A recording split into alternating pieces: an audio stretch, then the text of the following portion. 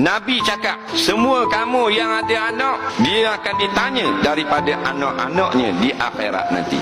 Kamu si pulang bin si pulang di padang mahsyar, berapa orang anak ada? 3 orang, 2 lelaki, 1 perempuan. 3 orang ni berapa orang yang mu suruh pergi belajar ilmu fardu ain?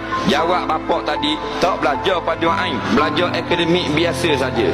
Diheret bapak tu disumbang di dalam api neraka. Nak masuk neraka kita dengan sebab jahil anak bini kita? Jangan. Kalau ayah jahil, anak tidak diazab dengan sebab anak tidak bertanggungjawab di atas kejahilan ayah. Kalau kita jadi ayah, kita akan diazab dan dikira dosa bila anak kita jahil hukum agama. Tak ada orang akan diazab dalam neraka dengan sebab anaknya tak lulus matematik. Tak ada orang akan diazab di akhirat nanti jika anaknya jahil ilmu sains. Tidak ada suami atau seorang ayah kena berhumbang dalam api neraka dengan sebab anak dia tak faham bahasa Malaysia.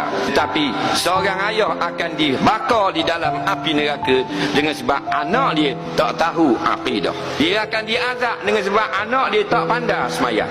Ni jaga.